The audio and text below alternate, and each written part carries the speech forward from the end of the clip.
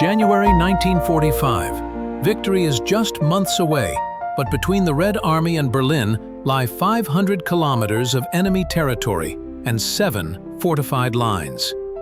The German defenses are considered impregnable, but the Soviet command is preparing an operation of unprecedented scale. The Vistula-Oder offensive was the most rapid advance of World War II. 20 days that shook the world. How did Zhukov and Konev break through the enemy's defenses? What was the cost of this victory?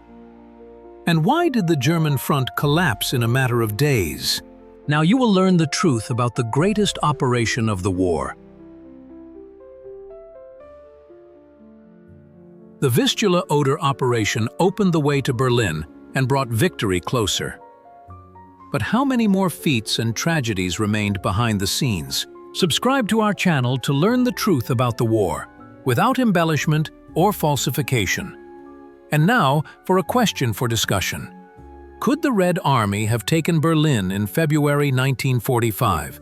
Or was the halt on the Oder inevitable? Share your opinion in the comments. The winter of 1944-1945 was harsh.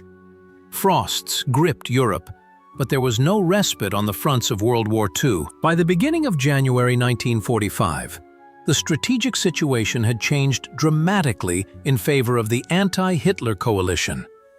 The Red Army stood at the borders of Germany, ready to deliver a decisive blow to the heart of the Third Reich. After successful operations in the summer and fall of 1944, Soviet troops secured bridgeheads west of the Vistula River.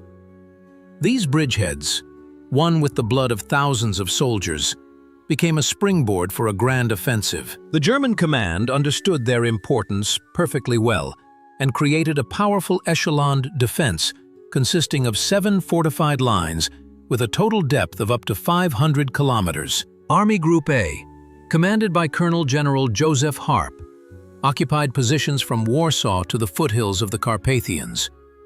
It included the 9th and 4th Panzer armies, numbering about 30 divisions. The Germans built an extensive system of trenches, pillboxes, bunkers, and anti-tank ditches. Settlements were turned into centers of resistance, and every house became a fortress. This defense seemed impregnable, but the Supreme Command headquarters planned an operation of unprecedented scale.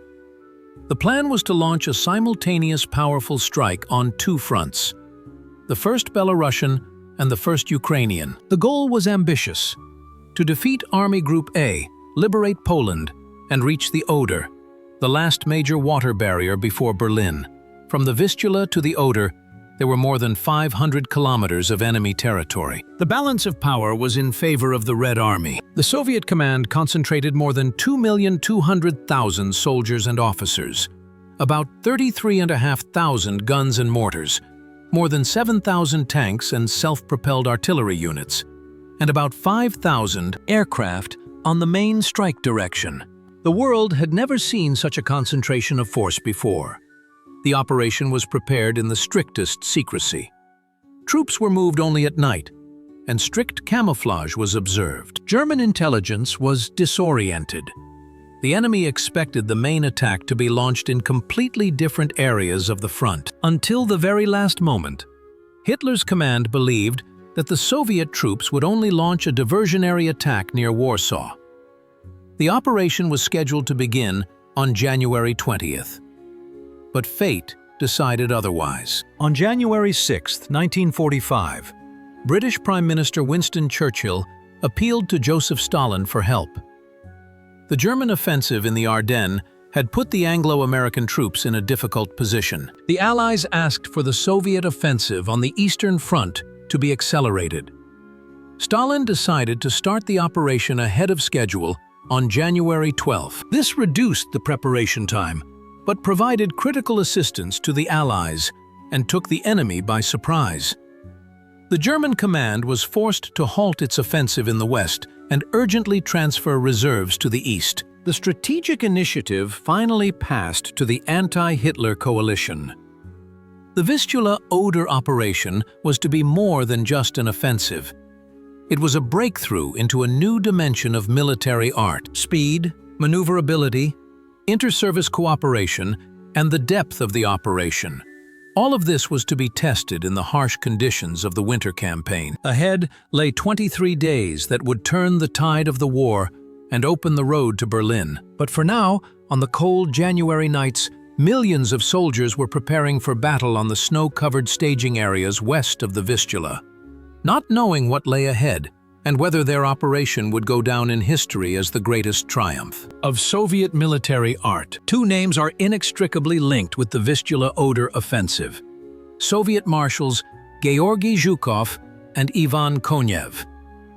These outstanding commanders led the 1st Belarusian and 1st Ukrainian fronts, respectively. Their talents, strategic thinking, and ability to work together largely determined the success of the operation. By the beginning of 1945, Zhukov was already a legend. The victor at Moscow, Stalingrad, and Kursk, the liberator of Ukraine and Belarus. His name struck fear into the hearts of his enemies and inspired his soldiers. In November 1944, he took command of the 1st Belarusian Front, which was to strike in the Warsaw-Poznan direction, straight at Berlin. Zhukov was famous for his ability to anticipate the enemy's actions and react quickly to changes in the situation.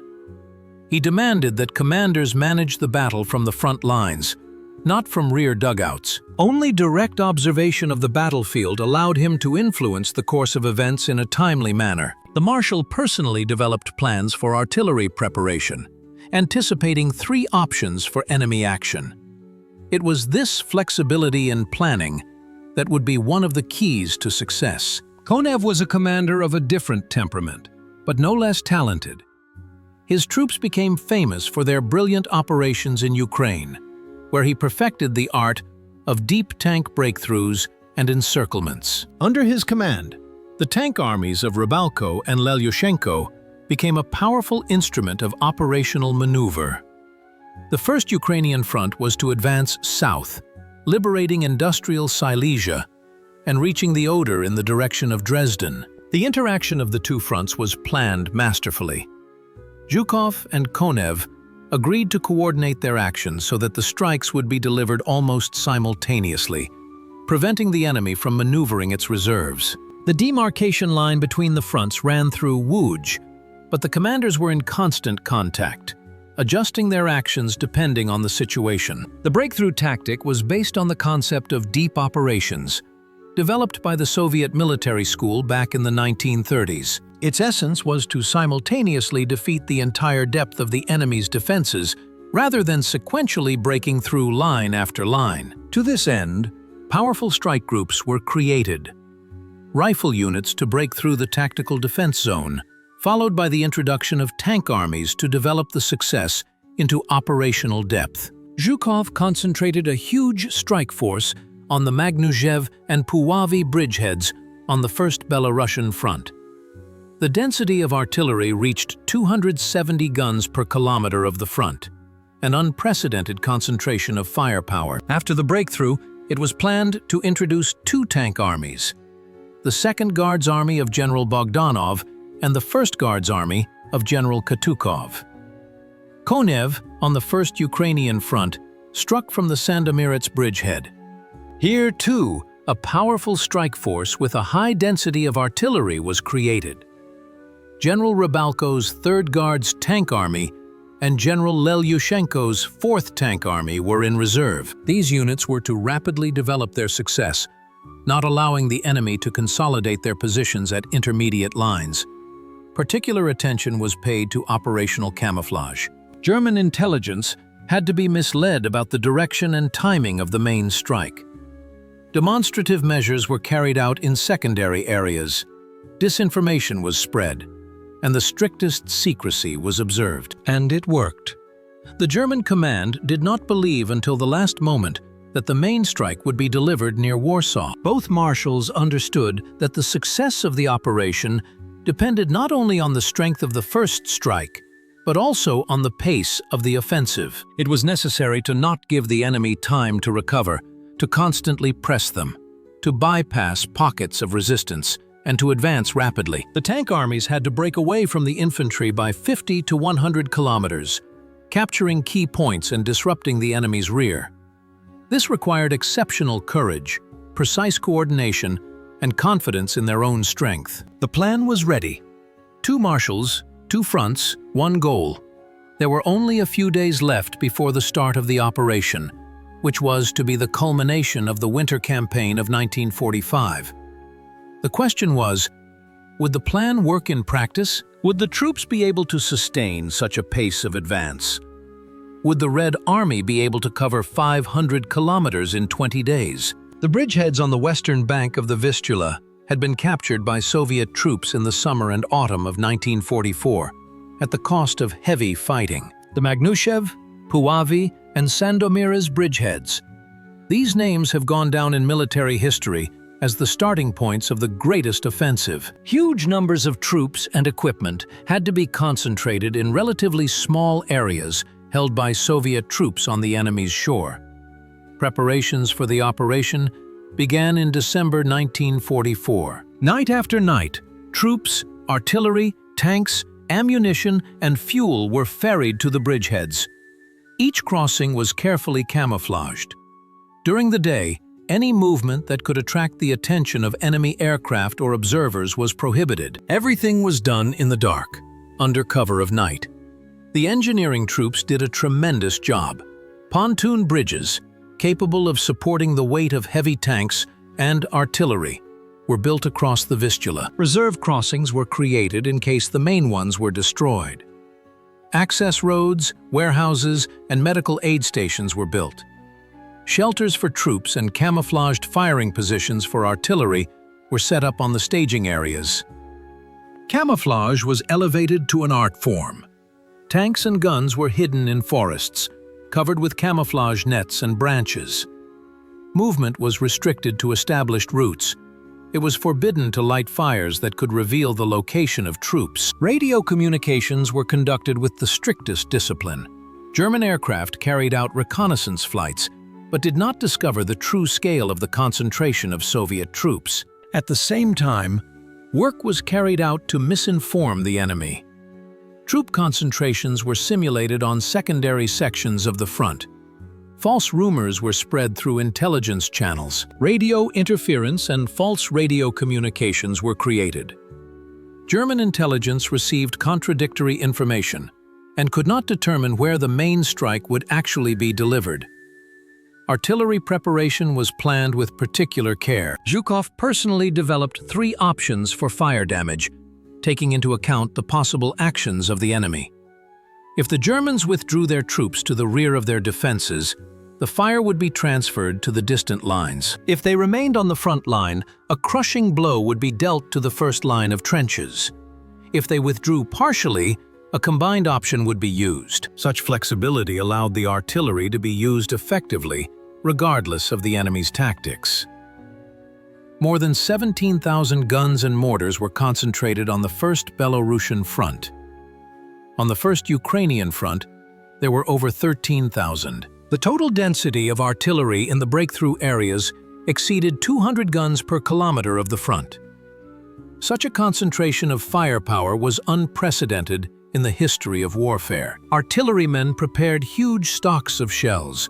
Several combat sets were planned for each gun. Tank armies were concentrated in readiness for the breakthrough. Crews underwent training, studied routes, and received maps and terrain diagrams. The tank crews had to act swiftly, avoiding protracted battles, bypassing pockets of resistance, and advancing as far as possible. Their task was to disrupt the enemy's rear, cut off communications, and capture important targets before the main German forces arrived. The Air Force was also preparing for massive strikes. Fighters were to gain air superiority, attack aircraft were to support the ground forces' offensive, and bombers were to strike enemy reserves and communications. Airfields located near the front were overflowing with aircraft. Pilots conducted reconnaissance, photographed German positions, and studied targets. By the beginning of January 1945, preparations were complete. More than 2 million soldiers and officers, thousands of tanks and guns, and huge stocks of ammunition and fuel were ready for the offensive. The troops were determined. Everyone understood that the decisive phase of the war was beginning, that the road to Berlin lay through the upcoming battles. But the German command still did not realize the scale of the threat. Army Group A intelligence reported some reinforcement of Soviet troops on the bridgeheads, but considered it insufficient for a major offensive. Harp believed that the main strike would be delivered in East Prussia, and that the actions near Warsaw were a diversion.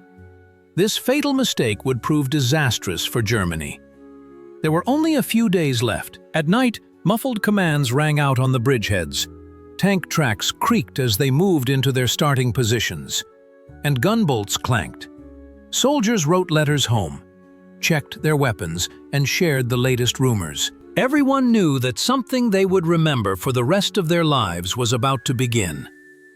That is, if they survived the unprecedented force that was about to be unleashed on the enemy.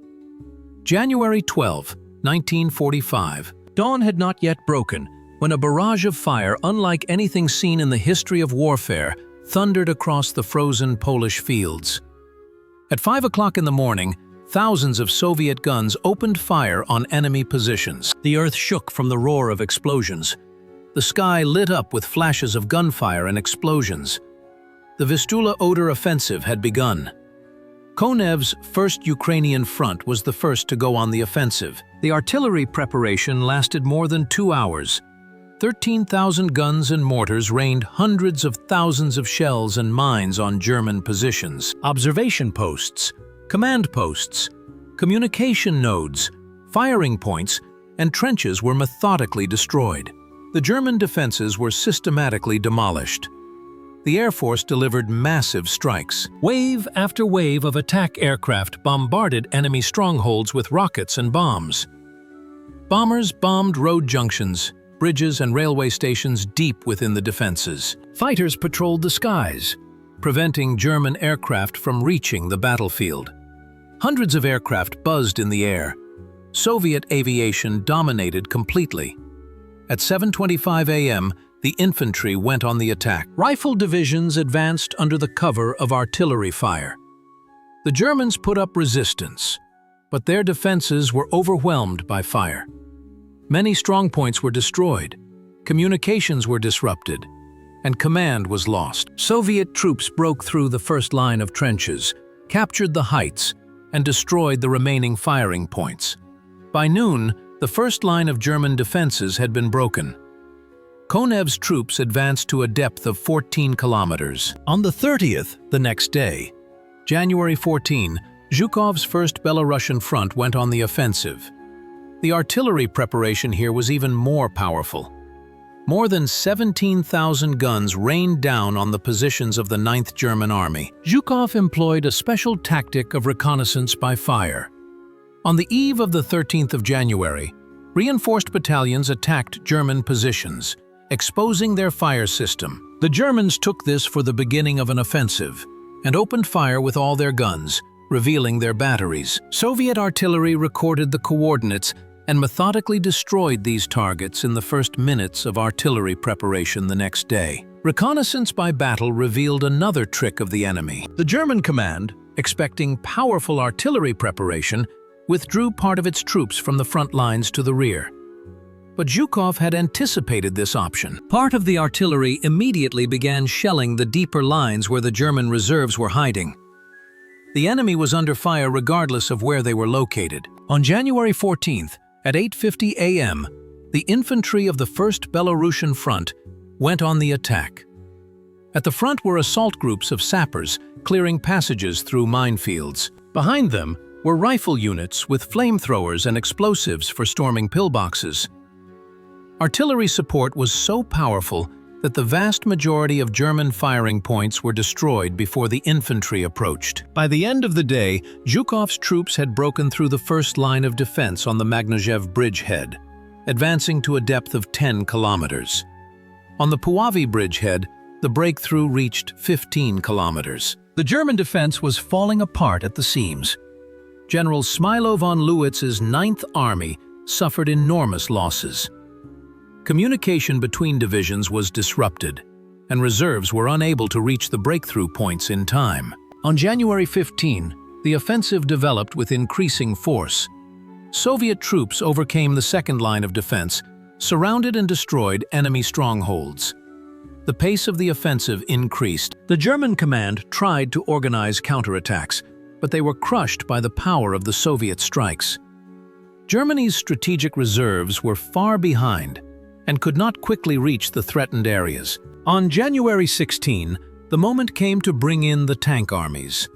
On the First Ukrainian Front, Rybalko's 3rd Guards Tank Army and Lelyushenko's 4th Tank Army broke through. On the First Belarusian Front, Katukov's 1st Guards Tank Army and Bogdanov's 2nd Guards Tank Army broke through. 4 powerful tank formations rushed into the breach. Thousands of tanks and self-propelled guns poured through the gaps in the German defenses. Tank columns moved day and night without stopping, bypassing pockets of resistance and advancing deep into enemy territory. The Germans did not have time to organize their defenses at the intermediate lines. Soviet tanks appeared faster than reserves could arrive. A rapid phase of the operation began, which would go down in history as a model of maneuver warfare. The barrage of fire on January 12th to 14th swept away the German defenses. The breakthrough had been achieved. The way to the west was open. But would the Red Army be able to capitalize on this success? Would it have enough strength to maintain such a pace of advance? Or would the Germans manage to organize defenses at intermediate lines? After breaking through the first line of defense, the Soviet troops faced the task of building on their success and preventing the enemy from consolidating their positions on subsequent lines. The German command had built a deeply echeloned defense. 7 fortified lines stretching from the Vistula to the Oder. Each subsequent line was weaker than the previous one, but still presented a serious obstacle. The Soviet tactic was to not give the enemy time to recover. The troops advanced continuously, day and night, in all weather conditions. The advance units bypassed pockets of resistance, leaving their suppression to the appropriate units. The main forces rushed forward without getting involved in protracted battles. The pace of the offensive was more important than tactical successes in individual areas. By January 17, Konev's troops had advanced up to 100 kilometers. 3 fortified lines had been overcome. General Fritz Hubert Grosser's German 4th Panzer Army was cut into pieces. Its divisions retreated in disarray, losing contact with each other and with their command. Attempts at counterattacks only led to additional losses. The success on the First Belarusian Front was no less significant. By January 17, Zhukov's troops had advanced 150 kilometers, breaking through 4 defensive lines. The German 9th Army was defeated. Its remnants retreated to Poznan, trying to avoid encirclement. Soviet tank armies flanked them, seeking to get behind them and cut off their retreat. Breaking through the fortified lines required great skill and coordination.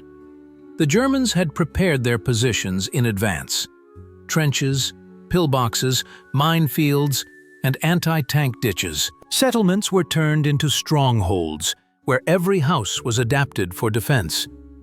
But the Soviet troops acted in unison.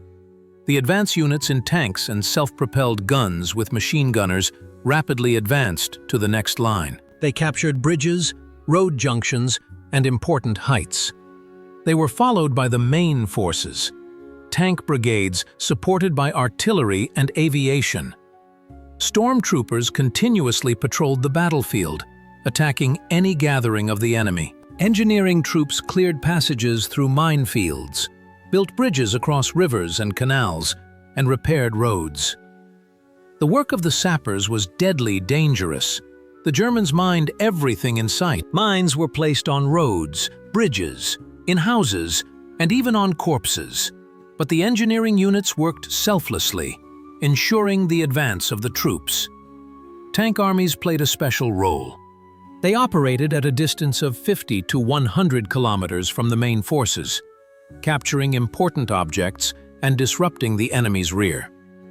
The tank crews drove day and night, stopping only for refueling and maintenance. Fuel and ammunition were delivered by air or by road along liberated roads. The pace of the offensive reached 20 to 30 kilometers per day. For winter conditions, for terrain crisscrossed by rivers and canals, for an area saturated with defensive structures, this was a phenomenal achievement. The German command was unable to respond in time. Reserves were sent to one section, while the breakthrough occurred in another. The front cracked and collapsed. By January 18th, the main forces of Army Group A had been defeated. The defense was breached on a 500-kilometer front and penetrated 100 to 150 kilometers deep. 35 German divisions were completely destroyed, and another 25 lost 50 to 70% of their personnel and equipment. Germany was losing Poland. General Harp was removed from command. He was replaced by Colonel General Ferdinand Schorner, one of the harshest Nazi generals. But even his cruelty and fanaticism could not save the situation. The troops retreated, losing equipment and abandoning warehouses and hospitals. The roads were clogged with columns of refugees, German civilians fleeing westward in panic. Hitler demanded that they hold their ground at all costs, but there was nothing to hold on to. The front was not just broken, it had ceased to exist as a continuous line of defense. Soviet troops poured through the gaps, bypassing the small garrisons in the cities. A new phase of the operation began, the rapid pursuit and liberation of Polish lands. But ahead lay the major cities, Warsaw, Krakow, Lodz, Poznan. The Germans could organize a stubborn defense in urban conditions, slowing down the pace of the offensive.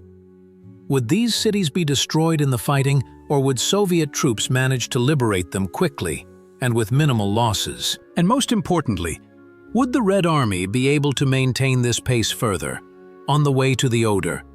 Tank armies became the decisive instrument of success in the Vistula-Oder offensive. 4 powerful tank formations: the 1st Guards Tank Army under Katukow, the 2nd Guards Tank Army under Bogdanov, the 3rd Guards Tank Army under Rybalko, and the 4th Guards Tank Army under Lelyushenko, became steel wedges that cut through the enemy's defenses. Their commanders were masters of tank warfare, and their actions became a model of operational artistry.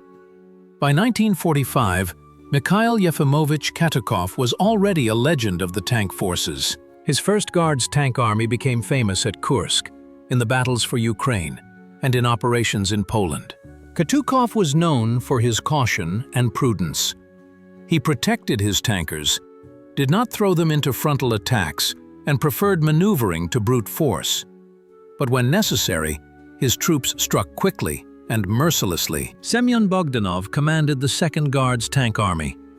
He was a commander of a different temperament, bold, courageous, ready to take risks to achieve his goals. His tankers were the first to break into Warsaw and the first to reach the Oder. Bogdanov personally led the breakthroughs, appearing in the most dangerous places and inspiring his subordinates by his personal example. Pavel Semyonovich Rybalko was one of the most talented commanders of tank armies. His 3rd Guards Tank Army became famous for encircling and defeating a large enemy group near Warsaw, for its staunch defense of Krakow, and for being the first to cross the Dnieper River near Kiev. Rybalko was able to quickly assess the situation, make unexpected decisions, and outmaneuver the enemy. Dmitry Danilovich Lelyushenko commanded the 4th Tank Army. He was a highly experienced military leader who fought throughout the entire war, from the first days to the last. His troops participated in the defense of Moscow, the Battle of Stalingrad, and the liberation of Ukraine. Lelyushenko was renowned for his determination and persistence. His army accomplished its tasks under any conditions. On January 16th, the tank armies broke through. Katukow and Bogdanov advanced in the 1st Belarusian front, while Rybalko and Lelyushenko advanced in the 1st Ukrainian front. Their tasks were similar: to rapidly develop the offensive in depth, bypass resistance nodes, disrupt the enemy's rear, and capture crossings and important points. The tank columns advanced on a broad front, along several routes. This made it difficult for the enemy to counterattack. The Germans did not know where to expect the main blow. At the front were the advance units, reinforced tank brigades with machine gunners. They captured bridges, intersections, and populated areas, preventing the enemy from blowing them up or organizing a defense. Behind the advance units moved the main forces of the tank armies, tank and mechanized corps. They bypassed large centers of resistance, leaving their blockade to the appropriate infantry. The pace of movement reached 50 to 70 kilometers per day. The tanks moved day and night, stopping only for refueling and maintenance. The Germans tried to stop the tank breakthroughs with counterattacks, but the Soviet tankers acted masterfully. Rybalko, advancing to the southwest, suddenly turned his army south, and when the Germans launched a frontal counterattack, they ran into a barrage, while the main forces were already operating in the rear. Bogdanov bypassed Warsaw from the north and south, cutting off its garrison. Katukow broke through the Mazeritz fortified area at night, leading his tanks through empty trenches and past unoccupied pillboxes. Colonel Guzakovsky's raid was a particular achievement. His tank brigade from Katukow's army broke through 50 kilometers ahead and penetrated the Merseburg fortified area in an unexpected direction. The tankers drove through minefields and trenches at night, past pillboxes designed for 120 soldiers each, but not yet occupied by garrisons. Without losing a single tank, the brigade broke through to the rear, creating a breach for the rest of the forces. The supply of the tank armies was well organized. Motor convoys carried fuel and ammunition along the liberated roads. The Air Force dropped supplies by parachute to the advance units. Captured German warehouses were also used. Captured fuel and food were put to good use. Repair units worked around the clock, repairing damaged tanks right on the march. The interaction between the tank armies and with the combined arms armies was exemplary. Bogdanov's tankers, having taken the city of Bydgoszcz, connected the First Belarusian Front with the Second Belarusian Front. Rybalko and Lelyushenko's tankers, joining forces, cut off Łódź. This was a manifestation of the highest level of operational artistry, the coordination of the actions of several large formations over a huge territory. By the end of January, the tank armies had covered hundreds of kilometers, destroyed dozens of German garrisons, and captured hundreds of settlements. Their losses were relatively small, thanks to the skillful leadership of their commanders. The maneuver proved to be more effective than a frontal attack. A flanking maneuver is more advantageous than an assault. Speed is more important than power. Soviet commanders perfected these principles of tank warfare. But ahead lay the Oder, the last major water barrier before Berlin. Would the tank armies manage to capture the crossings before the Germans organized their defenses? Would they have enough strength to force their way through under enemy fire? And most importantly, had the tankers strayed too far from the main forces? Were they at risk of being attacked from the flanks? January 17, 1945, became a historic date for Poland and all of Europe. On this day, the troops of the First Belarusian Front liberated Warsaw, the capital of Poland, a city that had been under Nazi occupation for 5 years. The liberation of Warsaw was not only a military victory, but also an act of historical justice. Warsaw greeted its liberators with ruins. The city was almost completely destroyed. After suppressing the Warsaw Uprising in the fall of 1944, the Nazis methodically destroyed the Polish capital. Residential buildings, architectural monuments, churches and museums were blown up. The royal castle, the old town, and the historic center were all reduced to ruins. The Germans wanted to wipe Warsaw off the face of the earth. The city's population decreased several times over. Hundreds of thousands of Warsaw residents were killed, taken to concentration camps, or fled. Those who remained hid in basements, dying of hunger and cold.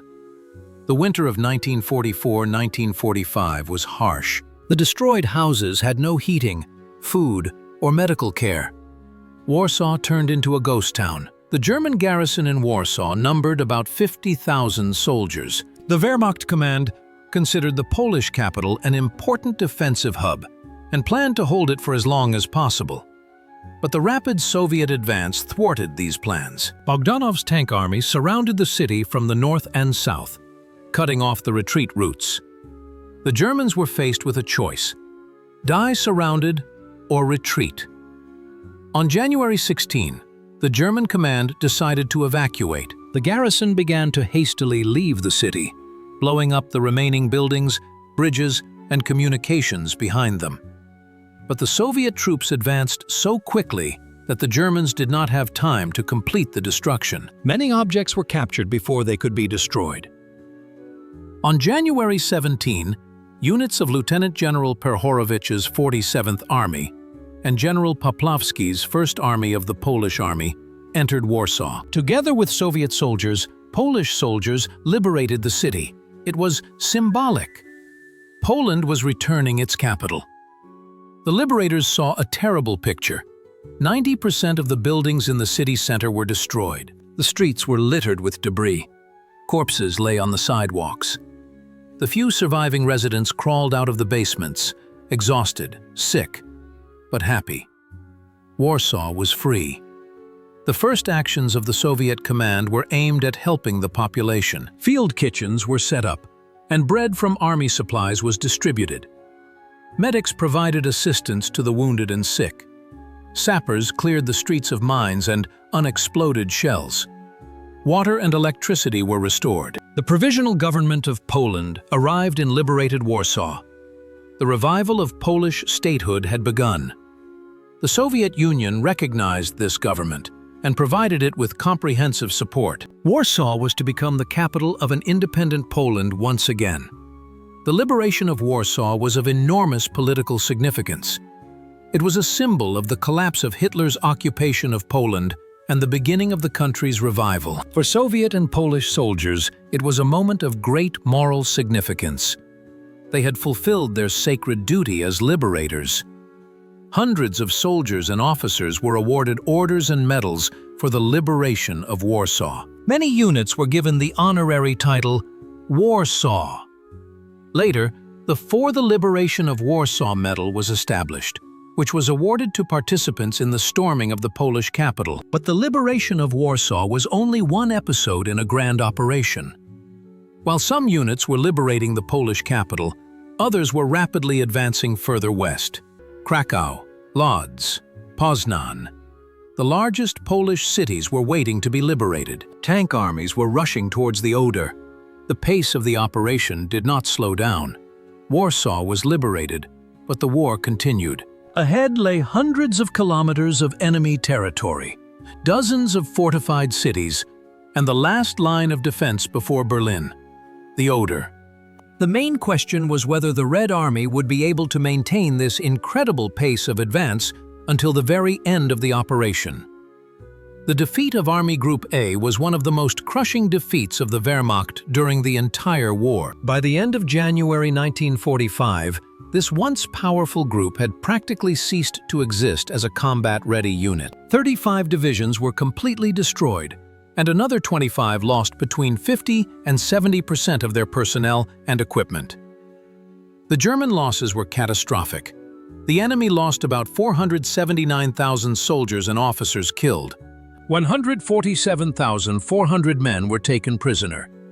About 14,000 guns and mortars, almost 1,500 tanks and assault guns, and over 1,000 aircraft were captured or destroyed. Army Group A lost its ability to offer organized resistance.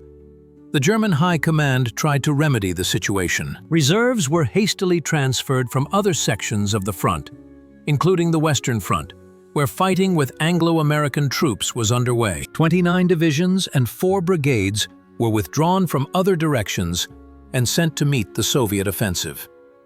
But these measures were too late. On January 26, Colonel General Harp was removed from command of Army Group A. Hitler blamed him for the disaster. The new commander was Colonel General Ferdinand Schörner, one of the most brutal and fanatical Nazi generals. His appointment symbolized a shift to a tactic of total resistance at any cost. Schörner introduced draconian measures. Retreating without orders was punishable by immediate execution. Abandoning one's position was punishable by a military tribunal and death. Military police patrols roamed the rear, hunting down retreating soldiers and sending them back to the front. Gallows with the bodies of deserters were intended to intimidate the troops. But even terror could not stop the defeat. The Soviet offensive continued with the same force. The troops bypassed fortified cities, leaving their garrisons isolated. Poznan, Znajdomul, Breslau, Głogów. These fortresses found themselves behind the advancing Soviet troops. Their garrisons were ordered to hold out to the last, but were practically doomed.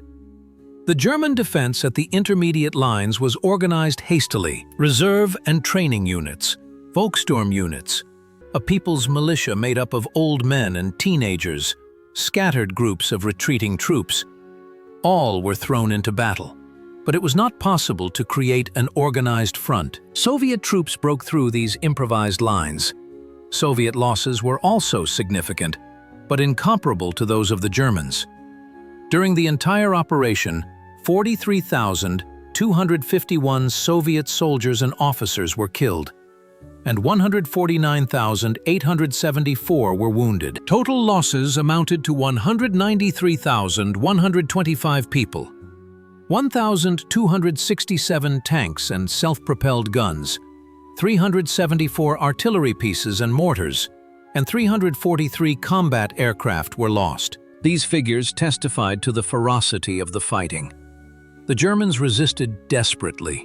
Realizing that the war had come to Germany itself, every house, every intersection became a battlefield. But the Red Army's numerical and technical superiority was overwhelming.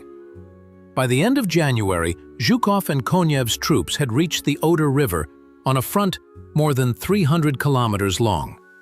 They were only 60 to 70 kilometers from Berlin. But further advances on the Reich capital were impossible without a pause.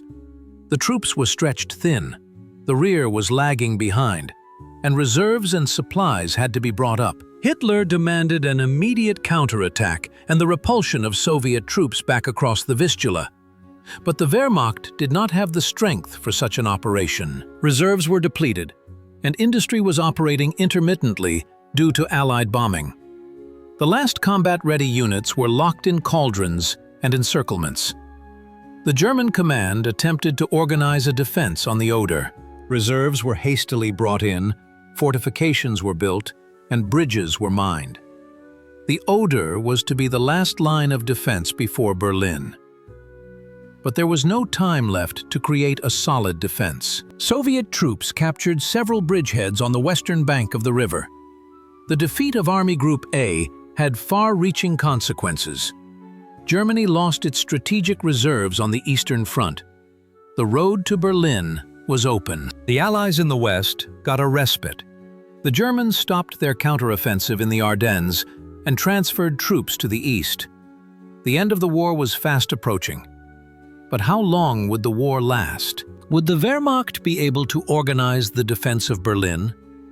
Or would Soviet troops take the capital of the Reich with a swift strike? At the end of January 1945, these questions preoccupied everyone, from soldiers in the trenches to the leaders of the anti-Hitler coalition. The liberation of Krakow and Lodz was another striking episode in the Vistula-Oder offensive. These major Polish cities were not only of military importance, but also of great cultural and historical significance. Krakow is the ancient capital of Poland, a city with a 1,000-year history, a treasure trove of Polish culture. Łódź is a major industrial center. Preserving these cities from destruction was a crucial task. Krakow was defended by a German force of about 30,000 men.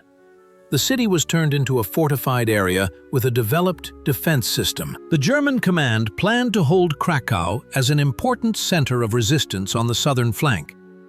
But the Soviet offensive developed so rapidly that these plans proved unfeasible. Konev's troops of the First Ukrainian Front approached Krakow on January 19. The front commander decided to bypass the city from the north and south, cutting off the garrison's retreat routes. Rybalko's 3rd Guards Tank Army bypassed Krakow from the north, while Lelyushenko's 4th Tank Army bypassed it from the south.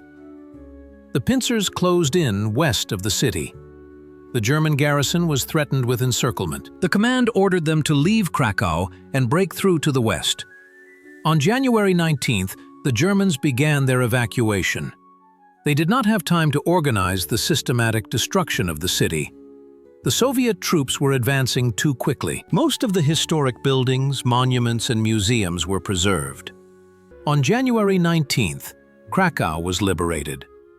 Troops from the 59th and 60th armies entered the city with virtually no fighting. The Nazis left the city in a hurry, abandoning warehouses, equipment, and the wounded. Krakow, the pearl of Polish culture, was saved from destruction. Wawel Castle, St. Mary's Basilica, and the ancient streets of the old towns survived. The people of Krakow greeted their liberators with enthusiasm. Polish and Soviet flags appeared in the streets. People came out of their houses, thanked the soldiers, and shared their last loaves of bread. Krakow became the first major Polish city to be spared from destruction. This was important for the future of Poland. The country did not lose its cultural heritage. Lodz is the second largest city in Poland and the largest textile center. The Germans used Łódź industry for military purposes. Hundreds of factories and plants worked for the Reich. The city was of great economic importance. The German command planned to hold Łódź or, as a last resort, destroy its industry. The troops of the First Belarusian Front approached Łódź on January 18. The city was defended by units of the 9th Army, retreating from Warsaw. There was no organized defense. The Germans retreated in panic, not having time to secure their positions. Soviet tank units rapidly surrounded the city from the flanks. On January 18-19, Łódź was liberated by troops of General Chuikov's 8th Guards Army and tank units. The Germans did not have time to destroy the industry. The plants and factories were captured practically intact. Thousands of machine tools, huge stocks of raw materials and finished products fell into the hands of the Red Army. The liberation of Łódź was of great economic importance. The city's industrial base could be used for the needs of the advancing troops. Textile factories produced uniforms, leather factories produced shoes, and machine-building factories produced spare parts. The preserved industry now worked not for the enemy, but for the liberators. In addition to Krakow and Lodz, dozens of other Polish cities were liberated. Częstochowa, with its famous monastery on Jasna Góra, Radom, Kielce, Petrov, cities where Poles had lived for centuries, where Polish culture was created.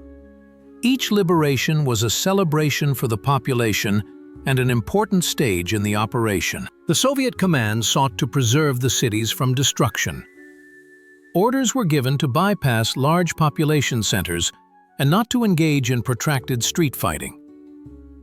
Tank armies passed by cities, leaving their blockade to the infantry. This tactic proved successful. Most Polish cities were liberated with minimal damage. Of course, there were exceptions. Poznan, declared a fortress by the Nazis, was surrounded, but its garrison refused to surrender. The city had to be stormed, which took almost a month. Poznan was liberated only on February 23, at the cost of heavy fighting and significant destruction. But overall, the operation demonstrated the possibility of a rapid offensive while preserving cultural and economic values. Poland was liberated from occupation, but it did not turn into a desert. Cities were preserved for the future, for peaceful life. This was important not only in military terms, but also in humanitarian terms. War should not destroy civilization. It should liberate it. On January 23, 1945, troops of the First Ukrainian Front crossed the pre-war German-Polish border in Upper Silesia. The Red Army entered the territory of Germany itself. It was a historic moment. The war had come to the aggressor's land. From now on, the Germans would defend not the occupied territories, but their own country. Entering German territory had enormous psychological significance. For Soviet soldiers, It was a moment of just retribution. The Germans had brought untold suffering to the peoples of the USSR. They had destroyed thousands of towns and villages, killed millions of people, and reduced entire regions to ruins. Now the war had returned to those who had started it. The first days on German territory revealed the difference in living standards. German villages and cities were strikingly well developed. Stone houses with running water and sewage systems, paved roads, well-tended fields. Many Soviet soldiers saw such a level of prosperity for the first time. This raised the logical question: why did the Germans need the war if they were already living so well? Upper Silesia was of enormous economic value. It was Germany's second most important industrial region after the Ruhr. Coal mines, metallurgical plants, machine-building enterprises, chemical plants, all of this worked for the Reich's war machine. The capture of Silesia deprived Germany of a significant part of its military-industrial potential. The Soviet command sought to capture Silesian industry intact. Rybalko and Lelyushenko's tank armies advanced rapidly through Silesia, bypassing pockets of resistance and capturing factories and mines before the Germans had time to blow them up. Many enterprises were captured in working order, with full warehouses of raw materials and finished products. The German population of Silesia reacted to the Red Army in different ways. Many fled westward with the retreating troops. Some stayed, hoping to survive the occupation.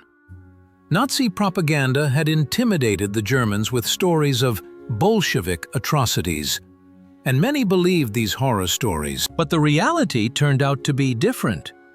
The Soviet troops did not carry out mass killings of the civilian population. Of course, there were cases of looting, violence, and vigilante justice. War makes people cruel, and Soviet soldiers saw what the Germans had done on Soviet soil. But the command strictly suppressed violations of discipline. Orders were issued prohibiting looting and violence against the civilian population. Those guilty were brought before military tribunals. The advance through German territory met with increasing resistance. The Germans defended their homeland more fiercely than the occupied territories. Every city and every village became a battlefield. The Volkssturm, a people's militia, went on the defensive with outdated rifles, Faustpatronen, rocket-propelled grenades, and bottles of incendiary mixture. On January 27, Auschwitz, the largest Nazi death camp, was liberated from the Germans. What the Soviet soldiers saw shocked even the most seasoned frontline soldiers. Gas chambers, crematoria, mountains of corpses, prisoners emaciated to skeletons. Here, the Nazis killed more than 1 million people: Jews, Poles, Russians, Gypsies, people of various nationalities. The liberation of Auschwitz revealed the scale of Nazi crimes. The world learned about the Holocaust, the systematic extermination of Jews. The Red Army liberated about 7,500 prisoners who had survived. Doctors and nurses did everything possible to save these people, but many died after liberation. Their bodies could not withstand it. The entry into German territory marked a new stage in the war. From then on, the fighting took place directly on the aggressor's territory. Germany was paying for the war it had started. Every kilometer the Red Army advanced into the Reich brought final victory closer. But the war was not over yet. The Germans resisted fiercely.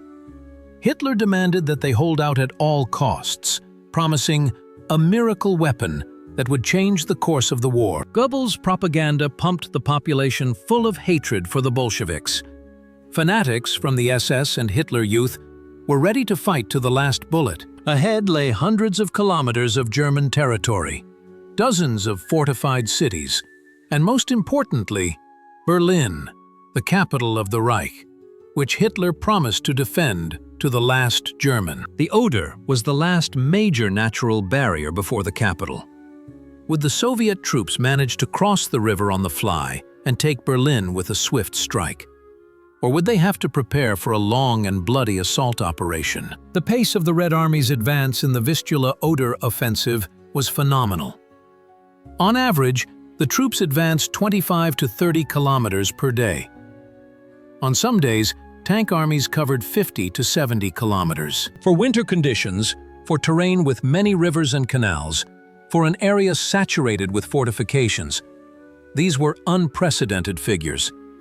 This pace was made possible by a special pursuit tactic. Soviet troops did not engage in protracted battles for every settlement. Resistance nodes were bypassed from the flanks, blocked, and the main forces continued to advance. German garrisons left behind in the rear found themselves isolated and sooner or later surrendered. Poznan became an example of such tactics. The city was declared a fortress by the Nazis and received orders to hold out at all costs. The garrison numbered about 60,000 men. The Germans created a developed defense system: fortified buildings, barricades in the streets, minefields, and anti-tank barriers. On January 25th, tank units of the 1st Belarusian Front surrounded Poznan. But they did not storm the city.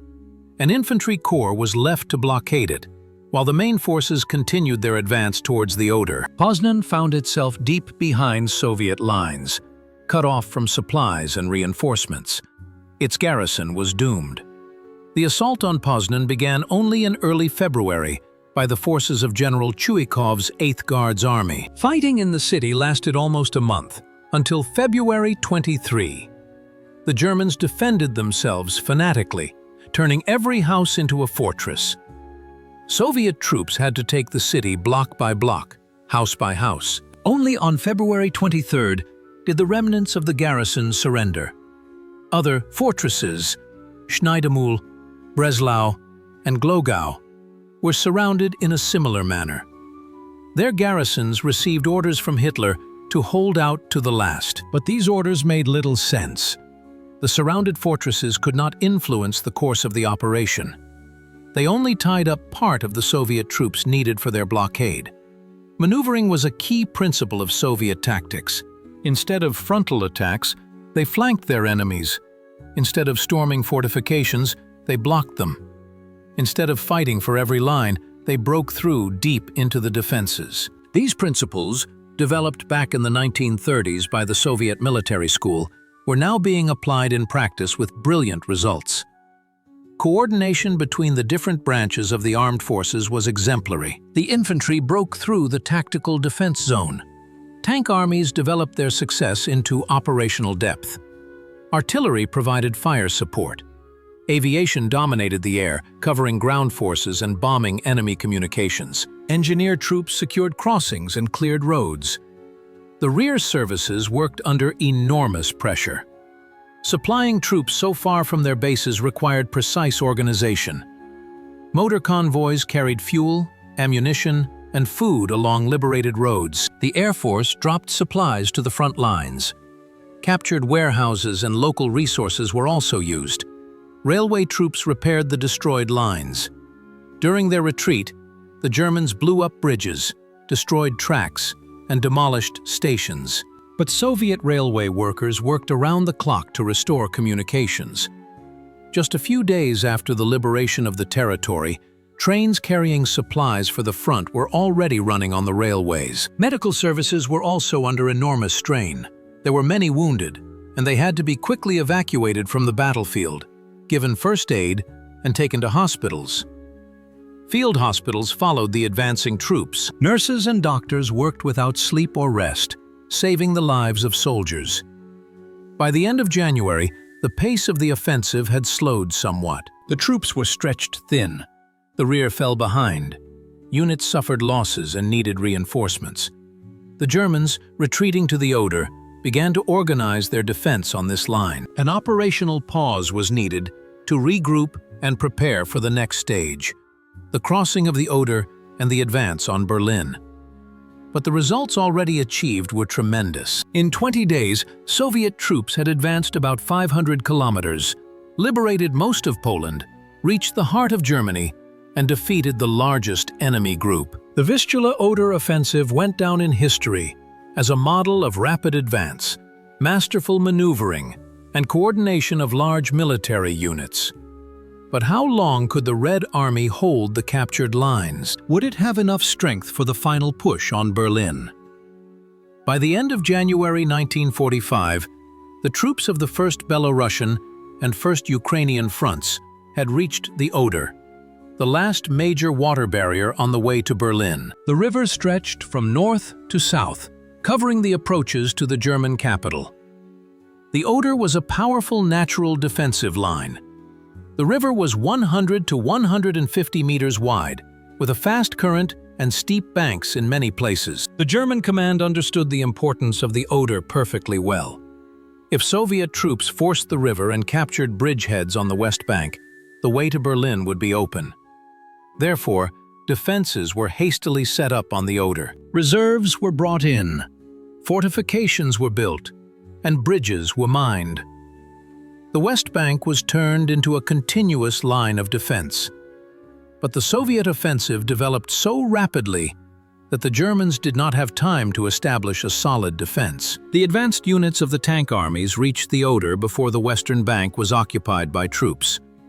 This made it possible to cross the river on the move, without waiting for the main forces to arrive. On January 30th, 31st, the advance units of the 5th Shock Army crossed the Oder near Kustrin and captured a small bridgehead on the western bank. This was the first Soviet bridgehead across the Oder. The Germans attempted counterattacks to drive the Soviet troops back into the river, but the attacks were repelled. The bridgehead was held and began to expand. On February 2nd, units of the 8th Guards Army crossed the Oder north of Kustrin and captured another bridgehead. The troops crossed under enemy fire using whatever means were available: boats, rafts, and logs. Engineer troops set up pontoon bridges. Despite the losses, the bridgehead was captured and expanded. Further south in the 1st Ukrainian front sector, the tank armies of Rybalko and Lelyushenko also reached the Oder. On February 3rd, their advance units crossed the river in several places and captured bridgeheads. The Germans counterattacked with tanks, but the Soviet troops held their positions. The crossing of the Oder was made possible by the exceptional courage and determination of the Soviet soldiers. Crossing the river under enemy fire, in cold water, in winter, required tremendous courage. Many died during the crossing, but those who remained secured their positions on the western bank and did not retreat. The capture of the bridgeheads was of enormous strategic importance. Now the Soviet troops had strongholds on the western bank of the Oder, from which they could develop an offensive on Berlin. The Germans had to not only defend the riverbank, but also try to eliminate the bridgeheads, which distracted their forces. However, the further offensive on Berlin was postponed. The troops were stretched out, with their rear lines lagging hundreds of kilometers behind. Time was needed to bring up reserves, replenish units, and accumulate material resources. The flanks of the advancing fronts were exposed. In the north, the Germans held East Prussia, and in the south, part of Silesia. The Supreme Command decided to halt the advance on Berlin and conduct operations to secure the flanks. In the north, the enemy's East Prussian group had to be eliminated, and in the south, the liberation of Silesia had to be completed. Only then could a decisive strike on Berlin be prepared. On February 3, 1945, the Vistula-Oder offensive officially ended. In 23 days, Soviet troops advanced 500 to 600 kilometers, liberated almost all of Poland, entered German territory, and reached the Oder River, 60 to 70 kilometers from Berlin. It was one of the most successful offensive operations of World War II. The German command was shocked by the scale of the disaster. Army Group A had effectively ceased to exist. The Eastern Front had collapsed over hundreds of kilometers. The Red Army stood at the gates of Berlin. The end of the war was near.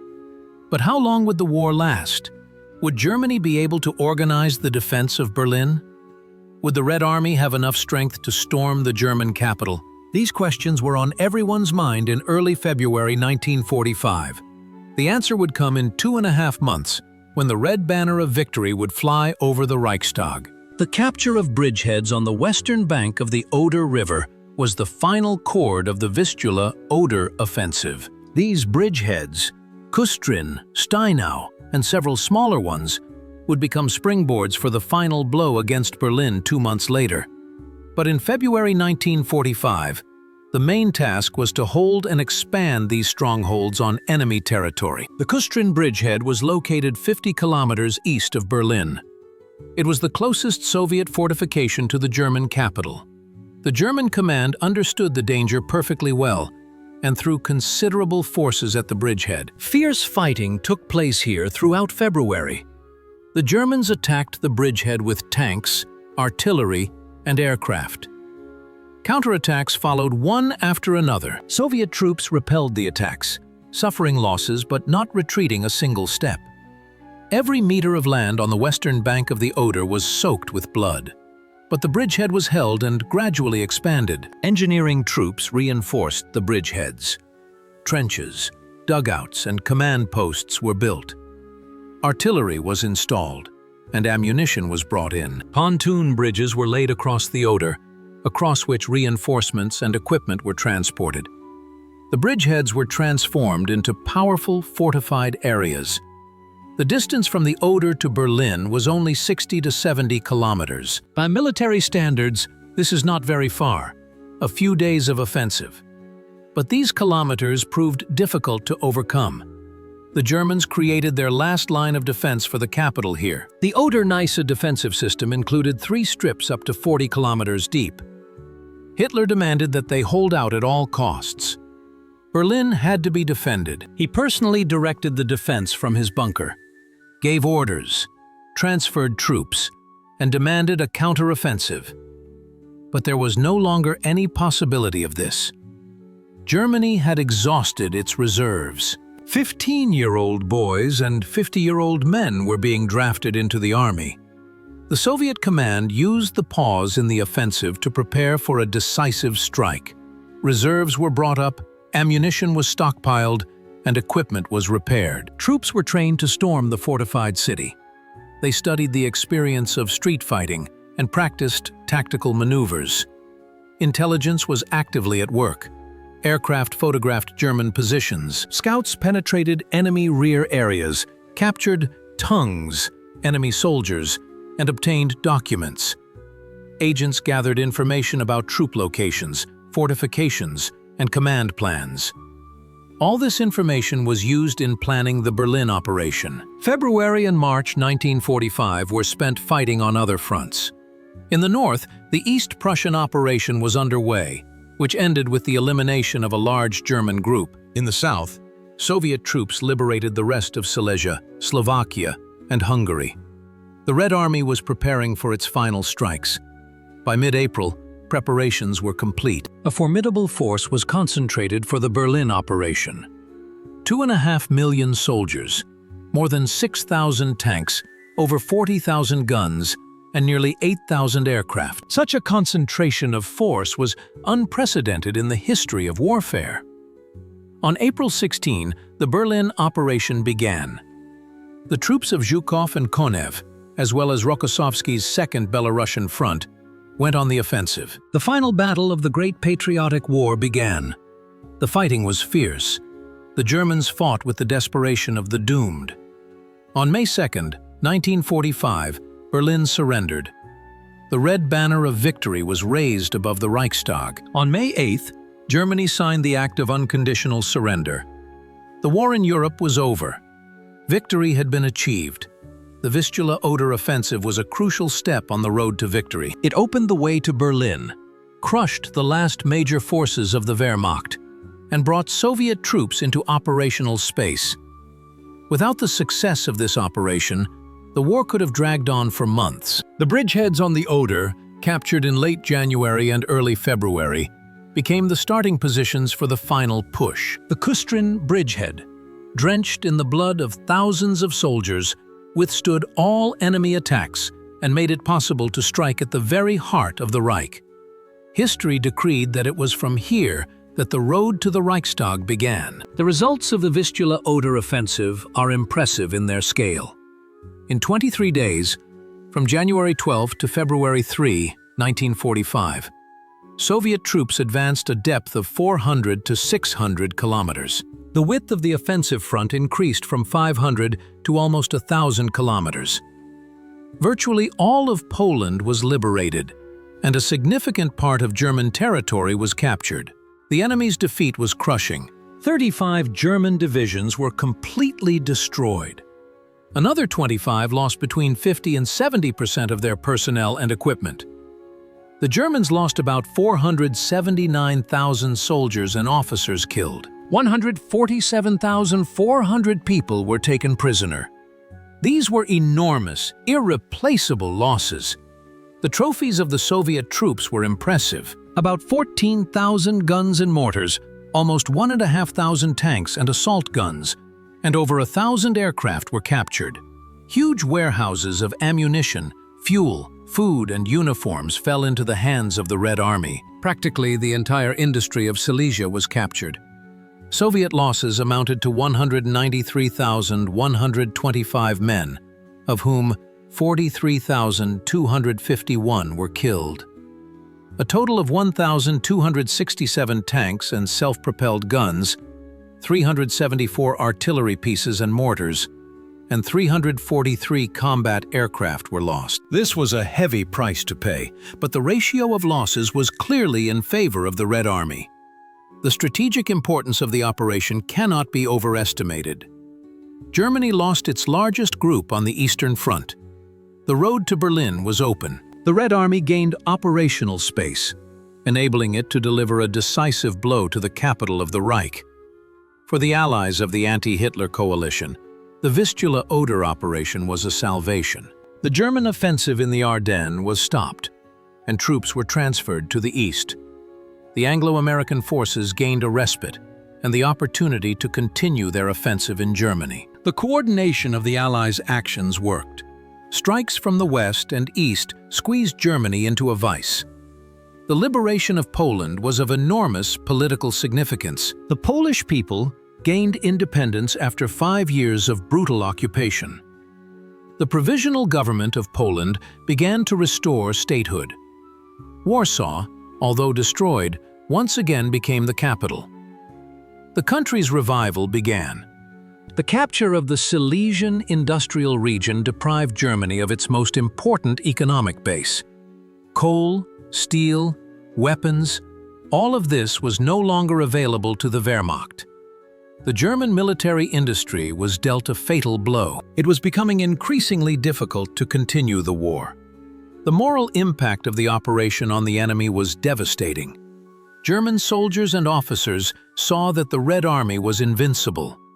War had come to German soil. No one took Goebbels' propaganda promises of miracle weapons and final victory seriously anymore. Desertion was on the rise, and morale was falling. For the Red Army, the operation was a triumph. Soviet military artistry reached its highest level. The coordination of the fronts, the interaction of the branches of the armed forces, the pace of the offensive, and the depth of the operation were all orders of magnitude higher than those of the enemy. Marshals Zhukov and Konev proved their command skills. The operation demonstrated the increased power of the Soviet military machine. Industry provided the front with everything it needed. Tanks, aircraft, and artillery were supplied to the troops in a continuous stream. The rear services worked efficiently. The Red Army of 1945 was no longer the Army of 1941. It was a powerful, technically equipped, and well-managed military force. The significance of the operation for the course of the entire war was determined by the fact that it brought final victory closer. After the Vistula-Oder operation, Germany's defeat was only a matter of time. The question was not, will there be victory, but when will it come? And the answer was, very soon.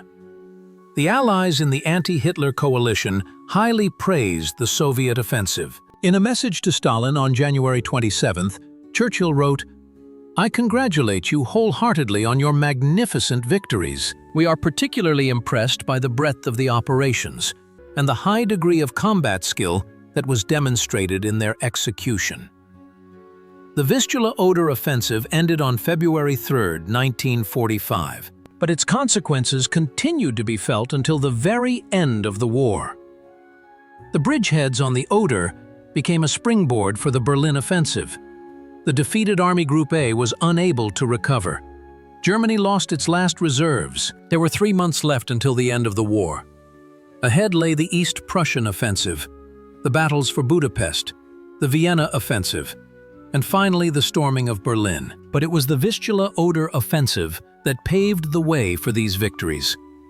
Without its success, the war could have dragged on, claiming new victims and causing new destruction. History decreed that the Vistula-Oder offensive would be the culmination of the Winter Campaign of 1945 and the prologue to the final battles of the Great Patriotic War. 500 kilometers in 20 days was a feat of millions of Soviet soldiers and officers, a triumph of military art, and a harbinger of imminent victory. The Vistula-Oder offensive went down in military history as one of the most outstanding offensive operations of World War II. It is studied in military academies around the world. It became the benchmark for deep offensive operations, a model of coordination between large military units, and an example of the brilliant use of tank forces. The legacy of the operation is multifaceted. First and foremost, it is the experience of planning and conducting a rapid, deep offensive. The Soviet command proved that with proper organization, sufficient forces and resources, and a high level of troop control, it is possible to break through any defense and advance at a phenomenal pace. The key principle of the operation was maneuver.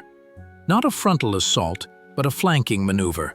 Not an assault on every position, but a breakthrough deep into enemy territory, with the blocking of resistance nodes. Tank armies operated at a considerable distance from the main forces, capturing key points and disrupting the enemy's rear.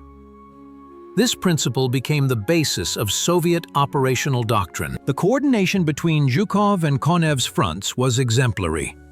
The two largest military formations acted in concert, striking almost simultaneously, not giving the enemy the opportunity to maneuver their reserves. The dividing line between the fronts was observed, but when necessary, the commanders adjusted their actions depending on the situation. The interaction between the different branches of the armed forces reached the highest level. The artillery suppressed the enemy's defenses. The infantry broke through the tactical zone. The tank forces developed their success into operational depth. The Air Force dominated the air and supported the ground forces. The engineering troops secured crossings and passages. Everything worked as a single mechanism. Logistical support for the operation was well organized. Supplying troops at such a distance from their bases is an extremely difficult task, but it was solved. Motor transport, aviation, restored railways, and the use of captured resources all ensured the continuity of the offensive. The lessons of the operation were studied and applied in subsequent offensives. The Berlin operation in April-May 1945 was largely based on the experience of the Vistula-Oder operation. The same principles, the same tactics, the same commanders, and the result was the same, a crushing victory. After the war, the experience of the Vistula-Oder operation was analyzed in military scientific works. Dozens of books and hundreds of articles were written, and dissertations were defended. Military historians from different countries studied this operation, trying to understand the secret of its success. They came to the conclusion that it was a combination of proper planning, sufficient forces, high command skills, and the heroism of the soldiers. For the veterans of the operation, it remained in their memory as one of the most vivid episodes of the war.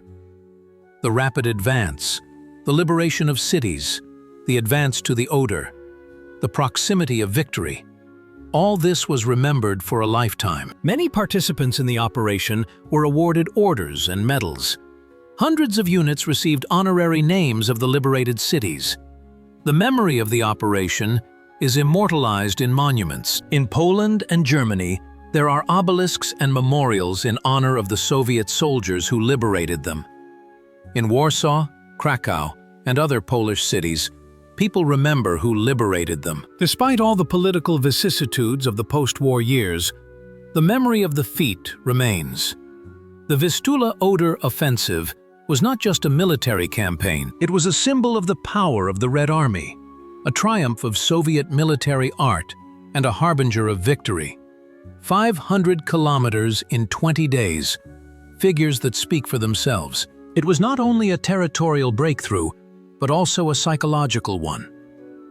After this operation, everyone understood that the end of the war was near. For Germany, the operation was a disaster. The defeat of Army Group A, the loss of Poland, enemy troops 60 kilometers from Berlin. It was the end.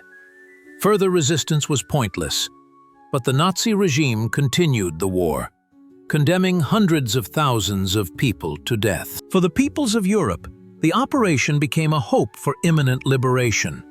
The Red Army marched westward, bringing freedom to enslaved peoples. Of course, post-war history turned out to be more complicated than had been dreamed of in the days of liberation.